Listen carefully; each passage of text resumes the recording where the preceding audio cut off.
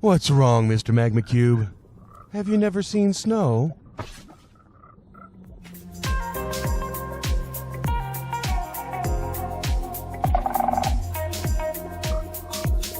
Hello there, and welcome back to Roguecraft, Season 4. I'm out at Stormy's Froglight Farm doing a bit of AFKing for her. Well, for her and for me. I mean, she has the farm, and I need a whole lot of light, so might as well help out on AFK while I'm working to help make that happen. While I was here, I was taking a look around in FreeCam to see how it all works. It's actually very easy to set one of these up. You can place them on top of a roof above a basalt delta, or do what Stormy did here and take advantage of a magma cube spawner inside a bastion. As you can see, it's as simple as a floor full of hoppers. Hoppers as in the sucky things, not the ribbity things. Though, am I the only one that looks at a floor full of hoppers and keeps waiting for a frog to just get sucked into one of those? Maybe that's just me. But anyway, I was out in the area, so I thought I would get some AFKing done. But I was out here because I was recently flying around trying to finish off a few achievements.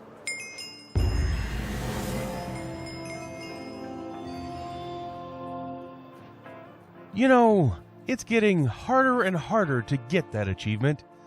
I usually get it when I fly around maintaining the 8,000 by 8,000 block world map.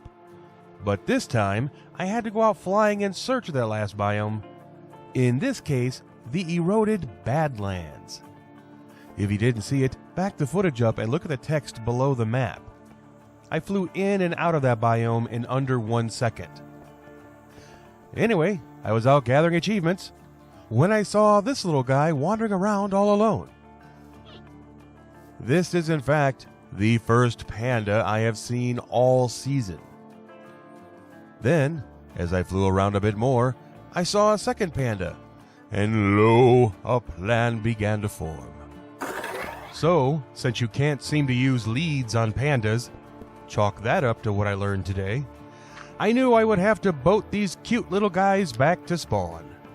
Now, thankfully, or not so thankfully, depending on how you look at it, they turned out to spawn somewhere near the fortress farm I've been using, which means I already had some bridge work out in the area.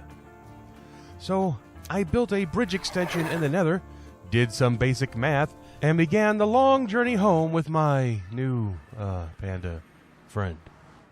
I think I may have to look at that math equation again. Because that, my friends, isn't a panda. And can I just stop and say how ironic it is that I spent months looking for the first ancient city, only to stumble on my second ancient city by doing some bad coordinate math. Anyway, I sure do seem to be saying anyway a lot today. Anyway, I built a portal into the Nether and began the wondrous thrill ride of a journey that is boating a panda over 1,000 blocks in the Nether. Twice. And let me just say, if you've ever had trouble steering a boat, just imagine how tense it is to try and keep a boat on a straight line while in the Nether over a lake of burning lava on a one-wide bridge. All I can say is, I'm very thankful the blazes in the fortress never caught sight of me, let alone the ghasts. And finally, home sweet home. Or home sweet future home. Right now it's barely an indent in a wall, but someday soon this will be the site of the GGG tourist trap. I mean, Panda Preserve. Meanwhile, work has started on the new Squid Farm. I made one of these back in Season 2 and used a design by Pixel Riffs using a whole lot of trapdoors. While I was making it, I had the thought that it should be simpler than this. And of course, Nembomb, as he usually does, came up with a much more streamlined version of that farm. Now, between wanting to try out the new design and all the changes that happened in the Caves and Cliffs updates, I thought it would be interesting to try and make a Squid Farm with the new world generation and see how much easier or harder it is. I did a lot of flying around, and I think this area here has the fewest sections of river that will need to be cleared to get the squid to spawn in the farm. In order to get a squid farm to produce even low amounts of ink sacs, you have to drain all the water in a 128 radius around the farm. In Season 2, I stumbled onto a perfect location for a squid farm and never realized it. In that world, I found a river sandwiched between a desert and a swamp. Obviously, squid will not spawn in a desert, but they also don't spawn in swamps. Say that 3 times fast. Sadly, I couldn't find anything like that in this world, so we're going to try it here. Not only will I have to drain the water from this ravine, but I will also have to drain a significant portion of the river to the south. Now, if you've never had to drain a lot of water before, then know that there will be 2 things you need to do that. A whole lot of sand, or gravel will do if you have a lot of gravel, and sponges. Sponges can only be obtained in quantity from ocean monuments. Now, not every monument has a sponge room, but most do. Some even have 2 or 3 rooms if you're lucky. Since I don't want to be constantly drying my sponges, I'm going to raid a few monuments until I get a couple of stacks to work with.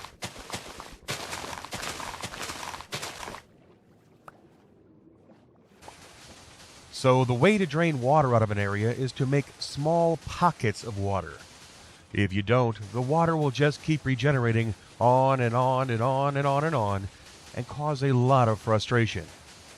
Keeping that in mind, if you also use a sand spreader like this, it will speed up the process of placing all those blocks and make it all a little less tedious.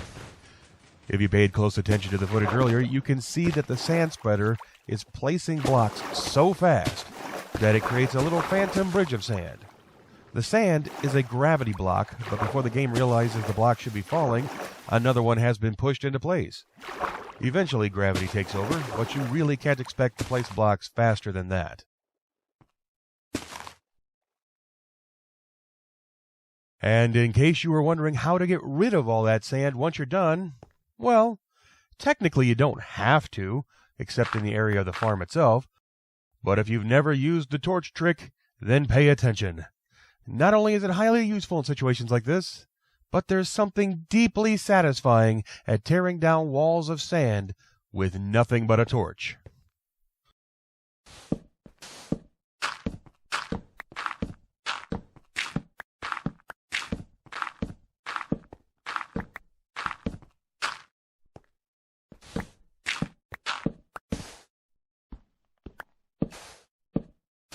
You know, that is when you can actually time placing the torch properly. And look at that. That whole section of wall gone. And all I did was place some torches.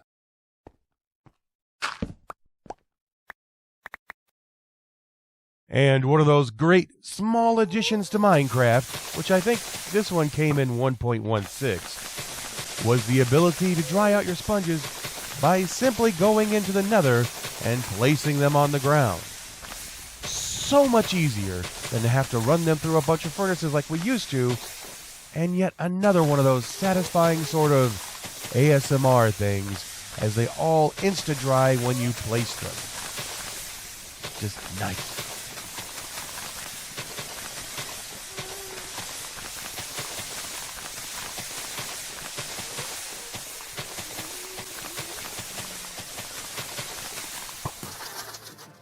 And here is the squid farm in its final form. I'm not planning on spending too much time fancying this farm up. It's functional, and the only time I see it is when I AFK. This will do. Now, as far as was it easier or harder after the Caves and Cliffs update, I would have to go with a little harder on this one. Harder because ravines and rivers are deeper and go everywhere. And also because biomes became 3-dimensional and change over the Y level. Squids spawn in rivers, but you have to investigate all the areas with water to see if they are listed as rivers. Just leads to more time draining all the water out. But as you can see, all the water has been drained, even from all around the surrounding caves, which were all water-filled as well. The overall design is very simple. When I did this before, all the water channels had to be source blocks. In this design, and maybe this is a change in how squid spawn in caves and cliffs, but they spawn in flowing water. So the only water source is at the top of the farm, and everything else just flows down. The locations of the water columns are the only ones in this glass box that register as being in a river. Now, underneath it all is a simple card collection system. Doesn't have to be too fancy. This farm is not one of those super mega producers, but it doesn't need to be. I mean, honestly, how many ink sacs is the average person going to need? I mean, if this was Hermitcraft, someone might drop an order for 50 shulkers of ink sacs overnight, but realistically, on this server, if I fill these chests, I'll be good for quite a while. It takes about 6 hours of AFKing to fill all the chests, which is more than fast enough for me.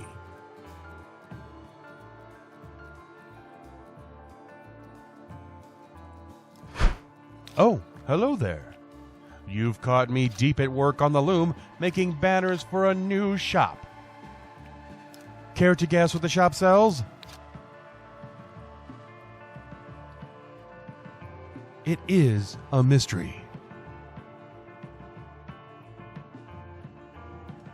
And this is the new shop. It's nothing all that special, just a simple stall letting you know end items are for sale. Obviously, the biggest point is shulkers, which I've always found it odd that when I watch other videos showing a shulker shop, that they always sell already crafted shulkers, which take up a huge amount of space in the shop as well as in a player's inventory. To my mind, selling shulker kits is better for the shop owner as well as the customer, as now 64 shulker kits only take up 3 slots in the inventory. I'm sure others out there have had this idea, but I've never seen it. But beyond shulkers, the shop also sells elytras, end rods, dragon heads, and even gives away free ender chests because, with all my hoarding and end raiding, I end up with a ton of extra ender chests. My thought is, might as well share the endery goodness with everyone who stops by to purchase something from the shop. Now, as I said, this shop is a very simple design. The only real theme to my shop designs this season is each one is just me trying a different way to have a shop.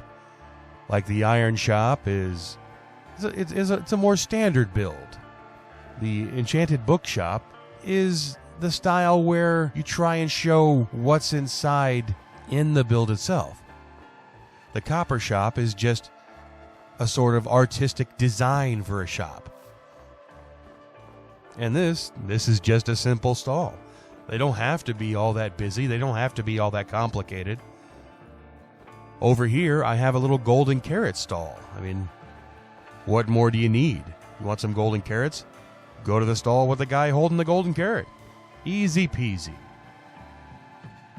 And over here, on the other side of the island, is the only shop to break up the GGG monopoly on all that is good and diamond worthy.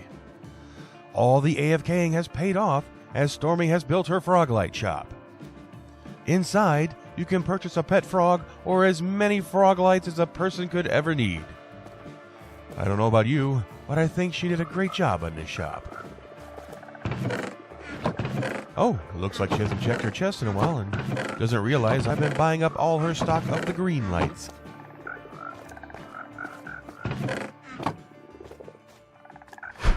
On another one of my many, many, many trips underground, I found this amazing little spot down at the bottom of the world. This is another one that can definitely be filed under "Don't see that every day." But aside from this being one of those rare but beautiful quirks of world generation, an idea started to form in my head, and so I lit the place up as best I could, all in preparation for one thing. At last earning the Feels Like Home achievement. Now, am I remembering this wrong? Didn't there used to be a Strider achievement just for riding one of these guys in the Nether? I would swear that in Season 2, I managed an achievement for riding a Strider for like 500 blocks or so in the Nether. Much to my surprise, that isn't an actual achievement. As much as I tried to find evidence of it, I couldn't find anything online, anywhere. Am I going crazy? I would swear that used to be something. Well, crazy or not, after riding one of these guys around for thousands and thousands of blocks, and never getting an achievement I imagined in my head, I finally looked at the list and realized I had to take a Strider into the overworld to get the Feels Like Home achievement. And what better place for a Strider than the massive lava lake we found underground?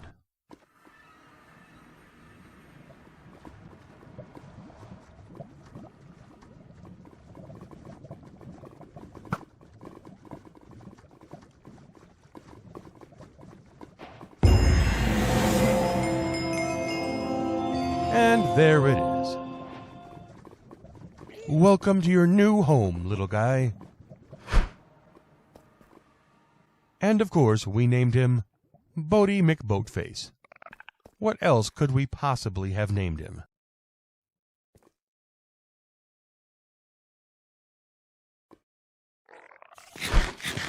But I think that's going to be it for today's episode. So while I fight off this army of Vex angry at me trespassing in their home, let me just say, as always, thanks for watching. I hope you enjoyed the video. There's only 2 or 3 more videos before I wrap up Season 4, so stay tuned for the unveiling of the mega projects coming in the, soonish future. Until next time, I have been Gragore, and this has been Roguecraft. Wherever you are, whatever you're doing, always try and find a way to have some fun. See ya!